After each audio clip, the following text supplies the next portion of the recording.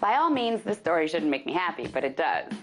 It's about a car crash, and that shouldn't make me happy, but it does. Because the car that crashed was one of Google's self-driving cars. They made a robot Lexus SUV that can drive itself, and it just crashed itself right into a bus. We know this because Google had to file an accident report with the California DMV, and in it they wrote that the self-driving Lexus was driving down a street in Mountain View, i.e. Googletown.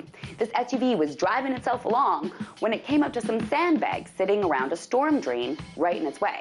And those sandbags blew its robot mind because it sat there for a little while, and then it made the decision to move into the left lane right into a public transit bus.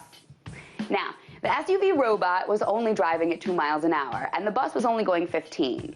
So no one got hurt, unless you count the SUV robot.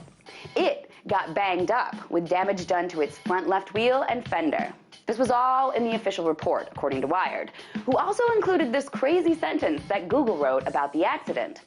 The Google AV test driver saw the bus approaching in the left side mirror, but believed the bus would stop. You see how they're talking about the Google test driver, the robot? The SUV robot saw the bus, but the SUV robot believed the bus would stop. It's doing all these human things, which is crazy because it's a robot. So, in official government documentation, right now, we are literally legitimizing robots with the same rights as humans. That's what we're doing right now in human history. So the important part of this story is that this is the first time Google has copped to its robots being responsible.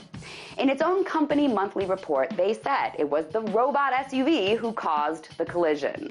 And that's important because every time one of their robots crashes, Google immediately issues all these press releases saying it's never the robot's fault, it's always the humans. But not anymore. Now the truth is out. The robot drivers can make the same kind of stupid mistakes as human drivers. But as Google's director of the Robot SUV program has said, you don't want the perfect to be the enemy of the good. We need to make sure that we can get out to the world in a timely fashion. In other words, Google is hell-bent on selling us all a bunch of these robot SUV overlords who will take over driving for us, whether we want that or not. Personally, I do not want a robot to drive for me, which is why I can't help but be just a little happy when I heard this story. Just a little revenge on my soon-to-be Google robot overlords. Tonight, let's talk about that.